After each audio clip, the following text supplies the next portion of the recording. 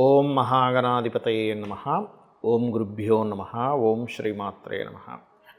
పరమేశ్వర స్వరూపమైనటువంటి జ్యోతిష, వాస్తు మరియు ఇతర అనేకమైనటువంటి శాస్త్రములను మనకు అందించినటువంటి మహర్షులకి నమస్కారం.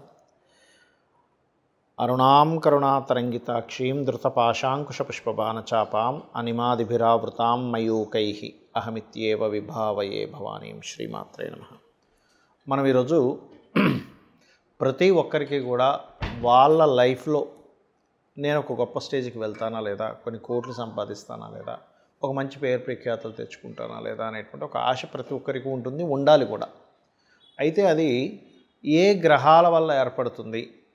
12 లగ్నాల్లో మీరు మేషం నుంచి మీన లగ్నంలో మీది ఏ లగ్నమైనా, లగ్నం తెలియదు, కొంచెం రాశి వరకు అది సెకండ్ ఆప్షన్ రాశి అనేటువంటి చూసుకుంటే కనుక మీకు ఏ గ్రహం బలంగా ఉంటే రాజయోగాన్ని ఇస్తుంది, ఏ గ్రహ బలం వల్ల మీరు ఏ రంగాల్లోకి వెళ్ళగలుగుతారు అనేటువంటి విషయం కనుక సీక్రెట్ కనుక తెలుసుకోగలిగితే ఖచ్చితంగా మీరు కోటీశ్వరులు అవుతారు. అందులో ఎటువంటి సంబంధం లేదు. అది పెద్ద విషయం కాదు. మనం ఏ రూట్లో వెళ్ళగలగాలి, మనకు రూట్ తెలియాలి. ఇప్పుడు కూడా తిరుపతికి వెళ్తున్నాము, ఈ రూట్లో వెళ్తే వస్తుందండి అంటే వస్తుంది, లేదు రివర్స్లో వెళ్తుంటే ఎంతకాలం మనం ప్రయాణం చేసినా ఎలా అయితే రాదో, మన జీవితంలో కూడా మన జన్మజాతకంలో మనకి ధనాన్ని ఇచ్చే గ్రహం ఎవరు అనేది తీసుకోవాలి. ఆ రకంగా ఒకవేళ ఆ గ్రహం కనుక అంత బలంగా లేదు, మనకి యోగకారకమైన గ్రహం బలంగా లేదు, అలాంటప్పుడు ఎటువంటి పరిహారాలు చేసుకోవాలి, చిన్న చిన్నవి మంత్రంతోనో దానంతోనో గోసేవతోనో ఎలా చేసుకోవాలనేటువంటిది వీడియో ఎండింగ్ వరకు చెప్తాను. కాబట్టి వీడియో ఎండింగ్ వరకు చూడండి. అయితే ఈ విషయాలు చెప్తుంది నేనైనప్పటికీ కూడా చెప్పిస్తుంది సాక్షాత్ లలిత అమ్మవారిగా భావిస్తూ ఒక్కొక్క లగ్నం గురించి తెలుసుకుందాం. మీన లగ్నము, మీన రాశి. మీనం వారికి పూర్వజన్మ కర్మనిచ్చేటువంటి గ్రహాల్లో ప్రధానమైనటువంటి గ్రహం రవి మరియు శని. రవి శనులు తల్లిదండ్రులు, గుర్తుపెట్టుకోండి. అంటే తండ్రి కొడుకులు చెప్పాలంటే, తల్లిదండ్రులు అంటే చంద్రుడు రవి అవుతారు. సో తండ్రి కొడుకులుగా చెప్తూ ఉంటారు మన శాస్త్రాల్లో. రవి తండ్రి, కొడుకు శని. సో సూర్యుడి యొక్క పుత్రుడిని శనిగా చెప్తూ ఉంటారు. మరి ఏమిటంటే అంత ప్రకాశవంతమైన గ్రహానికి ఇదేమిటి అంటే ఇక్కడ లాజిక్ ఉంది. శని కర్మకారకుడు అయితే రవి కర్మను తగ్గించే కారకుడు. సో ఇక్కడ ఈ కర్మ అండ్ కర్మను తగ్గించే ప్లానెట్సే మీకు పూర్వజన్మ కర్మకారకులు. కాబట్టి మీ శని రవి చాలా అద్భుతంగా ఉన్నారు, ఇంక తిరుగులేదండి. లైఫ్లో అద్భుతమైన స్టేజ్కి వెళ్ళడానికి మీకు అద్భుతంగా కలుస్తుంది. అందులో ముఖ్యంగా మీనలగ్నం వారికి విపరీత రాజయోగాలు అని ఉంటాయి. అంటే 6వ అధిపతి 8లోని, 8వ అధిపతి 6లో ఇట్లా ఉంటాయి. అలా విపరీత రాజయోగంలో గనక శుక్రుడు ఉన్నాడు అంటే, 6వ స్థానంలో శుక్రుడు ఉన్నాడు అంటే ఇంక తిరుగుండదు. అందరికీ కాదు, ఇది 6వ స్థానంలో శుక్రుడు ఉంటే వివాహ జీవితంలో డిస్టర్బెన్సెస్, లేకపోతే శుక్ర సంబంధించిన హెల్త్ ఇష్యూస్, అంటే ఏమిటి కొంతమందికి సీక్రెట్ ఆర్గన్స్ దగ్గర ఇబ్బంది, ఇట్లాంటివి వస్తూ ఉంటాయి. కాకపోతే నేను అనేది ఏంటంటే ఈ కాంబినేషన్ ఉన్నప్పుడు ఇబ్బంది అనేది రాదు, గుర్తుపెట్టుకోండి, ఇది బాగుంటే కనుక. అయితే ఇక్కడ మీరు అర్థం చేసుకోవాల్సింది, వీళ్ళ లైఫ్ కనుక తీసుకుంటే తండ్రి మూలంగానే ఇబ్బంది పడ్డానంటాడు, తండ్రి నాకు సపోర్ట్ చేసాడు, తండ్రి వల్లే నేను గొప్పవాడిని అయ్యానంటాడు, తండ్రి వల్లే నేను డౌన్ అయిపోయానంట. అంటే పూర్వజన్మ కర్మ ఆ రూపంలో ఉంది. సో రవిశని బాగున్నారు, ఇబ్బంది ఉండదు అంత పెద్దగా. కాకపోతే ఈ లైఫ్లో ఈ భాగం మాత్రం మీకు వెళ్తూ ఉంటుంది. అయితే మీకు ధనాన్ని ఇచ్చేవాడు కుజుడవుతాడు. కాబట్టి ఒక రకంగా తండ్రే కారణం అవుతారు మీరు గొప్పగా ఎదగడానికి కూడా. ఒక ఇన్స్పైర్ అవుతారు, అరే ఇలా ఉన్నాడు తండ్రి ఇబ్బంది పడ్డారు, నేను ఇబ్బంది పడకూడదు, నేను గొప్ప స్టేజ్కి తీసుకెళ్ళాలి, నా ఫ్యామిలీని ఇలా చూసుకోవాలని ఆలోచన కూడా ఇస్తూ ఉంటాడు. అయితే ఫైనాన్స్ని ఇచ్చే గ్రహం కూడా మీకు కుజుడే అవుతాడు. కాబట్టి కుజగ్రహం ఎలా ఉందో చెక్ చేసుకోండి. కుజుడు స్పాయిల్ అవ్వలేదు, అద్భుతంగా ఉంది, మీకు ఫైనాన్షియల్కి ఇబ్బంది ఉండదు. కుజుడు పాడైతే ఏ గ్రహాల ద్వారా స్పాయిల్ అయిందో చూసుకుంటూ పంచమాధిపతి చంద్రుడు అంటే రాజరాజేశ్వరి అమ్మవారి ఆరాధన చేస్తూ లగ్న పంచమ భాగ్యాధిపతులు గురువు, కుజుడు, చంద్రుడు అవుతారు. కాబట్టి ఈ గ్రహాలు ఎలా ఉన్నాయి చెక్ చేసుకోండి. ఎందుకంటే చంద్రుడు పాడైన వాళ్ళని నేను చూసినప్పుడు రాంగ్ డెసిషన్స్ వల్లే వాళ్ళు ఇబ్బంది పడ్డారు. కుజుడు పాడైనప్పుడు ఏంటంటే పెద్ద మొత్తంలో ఎవరికో ధనం ఇవ్వడం వల్ల, ముఖ్యంగా తండ్రి తరపు వాళ్ళు లేదా తండ్రి మూలంగా లేదా బ్యాంక్ ట్రాన్సాక్షన్స్ చేసేటప్పుడు చేసే తప్పిదాల వల్ల జరుగుతూ ఉంటుంది. గురువు కనుక పాడైంది, మీకు లగ్నాధిపతి కనుక పాడైతే ఆ లగ్నాధిపతికి కూడా దశమాధిపత్యం వచ్చినందుకు మీ లైఫ్లో కెరియర్ డెసిషన్ విషయంలో రాంగ్ స్టెప్స్ పడుతూ ఉంటాయి. కాబట్టి మీ కెరియర్ గైడెన్స్ మీ గురువు కనుక పాడైతే మీరు సొంతంగా నిర్ణయం తీసుకోకుండా మీ జీవిత భాగస్వామ్యం మీకు బాగా గైడ్ చేసే వాళ్ళను అడిగి తీసుకోండి. అదర్వైజ్ మీ కెరియర్ ఇబ్బంది పడుతూ ఉంటారు. సో ఇవి చేస్తూ రాజరాజేశ్వరి అమ్మవారి ఆరాధన చేయండి, సూర్య నమస్కారాలు చేయండి, శనివారాలు నువ్వులు కానీ నూనె కానీ దానంగా ఇవ్వండి అనే విధాలు బాగుంటుంది. ఇక్కడ ఏంటంటే మనకి ఏ ప్లానెట్ పాడైంది అనేది ముఖ్యంగా తెలుసుకోవాలండి ఎప్పుడు కూడా. ఎలా అయితే మనం చూడండి మన బాడీలో, మన బాడీ పార్ట్స్లో కూడా ఫలానా వైటమిన్స్ తగ్గాయి అన్నప్పుడు మనం ఏం చేస్తాం, ఆ వైటమిన్ తగ్గిన దాన్ని తీసుకుంటాం. లేకపోతే ఫలానా ఫుడ్ వల్ల మీ హెల్త్ పాడవుతుంది అన్నప్పుడు దాన్ని అవాయిడ్ చేస్తాం, అంతే కదా. బాగా షుగర్ ఉంది, రైస్ ఎక్కువ తినకండి, కార్బోహైడ్రేట్స్ విపరీతంగా వచ్చేస్తాయి, దానివల్ల ఇబ్బంది వస్తుంది, అప్పుడు రైస్ని అవాయిడ్ చేస్తాం, కాస్త కూరలు ఎక్కువ తింటాం.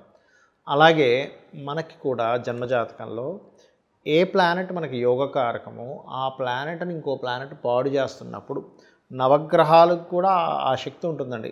గొప్ప వ్యక్తిని చేసే శక్తి ఉంటుంది, మనకి ఇబ్బంది పెట్టే శక్తి ఉంటుంది. అంటే ఏమిటి, అవేవో మన మీద పనిగట్టుకొని కోపంతోనో ద్వేషంతోనో చేస్తున్నటువంటిది కాదు.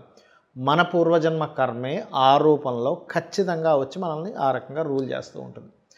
అప్పుడు మరి ఉదాహరణకి రవి పాడయ్యాడు మీ జన్మజాతకంలో, కానీ యోగకారకుడు లేదా శత్రువై పాడయ్యాడు. అలాంటప్పుడు చేయవలసిన రెమెడీ ఏమిటి అంటే సూర్య నమస్కారాలు చేసుకోవడము, గోధుమలు 1 కేజీంబావు గోధుమలు, ప్రతిదానికి కూడా కేజీంబావే గుర్తుపెట్టుకోండి, గోధుమలు దానంగా ఇవ్వడము, అలాగే ఆదివారం నాడు ఇవ్వడం, దాంతోపాటు రెడ్ కలర్ క్లాత్ ఇవ్వండి, ప్లస్ గోధుమ రవ్వ గోవుకు తినిపించండి, సూర్య నమస్కారాలు చేసుకోండి. అప్పుడు మీకు అంటే మీ జన్మజాతకంలో రవి వీక్గా ఉన్నాడు, రవి వల్లే మాకు ఇలా అవుతుంది అన్నప్పుడు తండ్రిని నమస్కరించుకోవడము, తండ్రి పాదాలకు నమస్కరించుకోవడం చేస్తూ ఉండాలి. అధికారులతో గొడవలు పెట్టుకోకూడదు, ఎందుకంటే వీక్గా ఉండే ప్లానెట్ వల్ల ఇబ్బంది వస్తూ ఉంటుంది. ఇక చంద్రుడు వీక్గా ఉన్నాడు, మీకు మెడిటేషన్ ఎక్కువగా చేస్తుండాలి, నదీ స్నానాలు ఎక్కువగా చేస్తుండాలి. ముఖ్యంగా స్నానం చేసేటప్పుడు గంగేచ యమునేచ గోదావరి అని ఒక శ్లోకం ఉంటుంది మనకి, లేదా గంగా నది, గంగే అనుకొని స్నానం చేసినా కూడా మీరు ఎప్పుడైతే వాటర్ని ఒక దేవతా స్వరూపంగా చూస్తారో అది ఆటోమేటిక్గా మీకు చంద్రదోషం పోతుంది. మాతృమూర్తికి అంటే తల్లిగారికి రోజు నమస్కరించుకోవడం చేస్తుండాలి, వాయువ్య దోషం ఇంట్లో లేకుండా చూసుకుంటుండాలి, బియ్యము దానంగా ఇస్తుండాలి విత్ వైట్ కలర్ క్లాత్తో పాటు. అదేవిధంగా గోవులకు ముల్లంగి తినిపిస్తూ ఉండండి, లేదా కీర లాంటిది. ఇక కుజుడు పాడయ్యాడు, ఏమవుతుందంటే సర్వసాధారణంగా కుజుడు గనక ఎఫ్లిక్షన్ ఇచ్చేటప్పుడు భూములు, అన్నదమ్ములు, గొడవల వల్ల ఇస్తూ ఉంటాడు. రవి అయితేనేమో అధికారము, చంద్రుడైతే మానసికంగా తల్లి, అక్క, ఈ వరుస వాళ్ళతో లేదా ప్రయాణాలు ఇస్తాడు. అయితే కుజుడు పాడయ్యాడు మీ జన్మజాతకంలో, ఆ ప్లానెట్ వల్లే మీరు కోటీశ్వర్లు అవ్వాల్సింది ఆగిపోతుంది.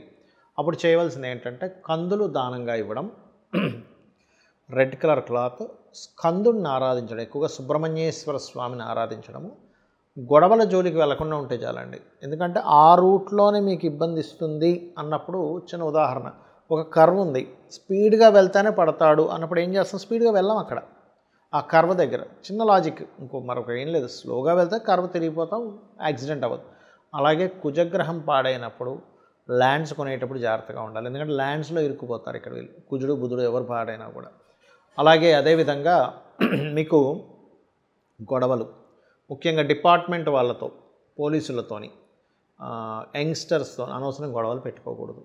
గోవుకి క్యారెట్స్ తినిపించడము, సుబ్రహ్మణ్యేశ్వర స్వామి ఆరాధన, లేదా నిద్ర లేస్తూనే ఓం స్కందాయ నమః అని నామస్మరణ చేయడం. ఎప్పుడైనా గుర్తుపెట్టుకోండి, ఏదైనా ఒక ప్లానెట్ బాగాలేనప్పుడు ఆ రోజుల్లో మీరు ఏది మంగళవారం కుజుడు అంటే ఏది ఇంపార్టెంట్ ఏవి స్టార్ట్ చేయకూడదు. ఇక బుధగ్రహం పాడైంది, మీకు స్పాయిల్ అయింది, అప్పుడు చేయవలసింది ఏంటంటే విష్ణు సహస్రనామాలు వింటూ ఉండాలి, శ్రవణం పఠనం ఏదైనా చేయొచ్చు, గోవులకి గోంగూర తినిపించడము, బంధువర్గం వారితో ఒక్కోసారి మనకు తెలియకుండానే కొన్నిసార్లు చాలామంది తెలియక అది ఒక అలవాటు అయిపోతుంది, అక్కడ మాటలు ఇక్కడ మాటలు అక్కడ వినడం, అవునా అనుకొని మనం రియాక్ట్ అవ్వడం, ఇవి చేయకూడదు.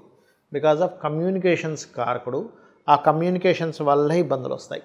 సో ఇది. అండ్ వ్యాపార సంబంధించిన విషయాల్లో తొందరపడి చేయడం, ఇవి జాగ్రత్తలు తీసుకోవాలి, పెసలు దానంగా ఇస్తూ ఉండాలి. ఇక గురుగ్రహం పాడైంది మీ జన్మజాతకంలో, అప్పుడు ఏమిటి అని చెప్పి చూసుకున్నట్లయితే గురువు ప్రధానంగా ఇక్కడ గురుగ్రహం పాడైనప్పుడు మిస్గైడింగ్స్ ఎక్కువగా జరుగుతూ ఉంటాయి. అలాంటప్పుడు సరైన గైడింగ్ మనం తీసుకుంటున్నామా లేదా అనేటువంటిది ఒక జాగ్రత్త తీసుకుంటూ, మీకు దగ్గరలో ఆలయాలు ఉన్నట్లయితే అక్కడ మీరు పసుపు, గంధము ఆ ఆలయాల్లో దేవతా సంబంధించిన కైంకర్యాలకు వాడుకోవడానికని మీరు భక్తి శ్రద్ధలతో ఇవ్వడము, గురువులకు నమస్కరించుకోవడము. ఎందుకంటే గురువు పాడైతే కనుక ఏమవుతుందంటే గురువుల ద్వారానే, అంటే గైడింగ్ చేసేవాళ్ళే సరిగ్గా చేయరు, ఇది ప్రధానంగా తీసుకోవాలి. అదేవిధంగా మరొక విషయం ఏంటంటే ఈ గురువారాలు ఇంపార్టెంట్ డెసిషన్స్ తీసుకోకూడదు, గోవులకి అరటికాయలు తినిపించడం గురువారం చేస్తూ ఉండాలి, ఇది ప్రధానంగా తీసుకోవాలి. అదేవిధంగా కొన్నిసార్లు ఏంటంటే మీకు ఇష్టం వచ్చిన, అంటే చాలామంది తెలియక ఏంటంటే ఒకదానికొక ఇవి చేస్తూ ఉంటారు, కొన్ని దేవతా సంబంధించిన విషయాల్లో కానీ తెలియక. కొంతమంది చూడండి కొన్ని నియమ నిబంధనలు తెలియక ఏదో దేవతా సంబంధించిన ప్రారంభిస్తూ ఉంటారు, దానికి కొన్ని నియమాలు ఉంటాయి, అవి ముఖ్యంగా శుక్రగ్రహం పాడైతే సర్వసాధారణంగా స్త్రీ శాపం శుక్రగ్రహం వల్ల వస్తూ ఉంటుంది. అంటే ఏమిటి, మీరు పూర్వజన్మల్లో స్త్రీకి ఎవరికైనా ఇబ్బంది పెట్టడం వల్ల ఈ రూపంలో స్త్రీ రూపంలో వస్తుంది ఇక్కడ. అలాంటప్పుడు వీలైనంత మట్టుకు వారితో మర్యాదగా వ్యవహరించడమే ఉత్తమమైనటువంటి రెమెడీ. అంతకుమించి మరొకటి ఏమీ లేదు. అంటే ఇవన్నీ నేను మీకు ఎందుకు చెప్తున్నా అంటే మనిషి ఎందులో ఇరుక్కుంటాడు, ఏ ప్లానెట్ వాళ్ళు, ఇది తెలుసుకుంటే చాలు మనం గొప్పవాళ్ళం అవడానికి. అలాగే మరొక విషయం ఏంటంటే ఈ శుక్రగ్రహం మీకు మంచి ఫలితాలు ఇవ్వాలంటే శ్రీమాత్రే నమః అనే మంత్రానికి మించింది మరొకటి లేదు.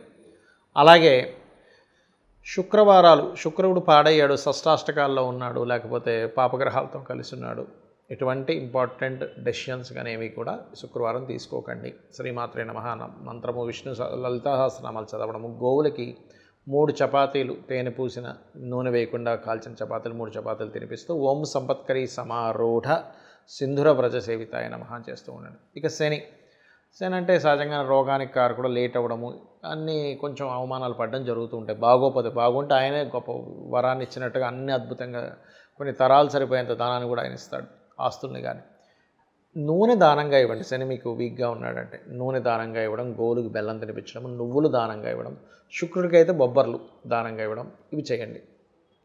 అలాగే విత్ బ్లూ కలర్ క్లాత్తో.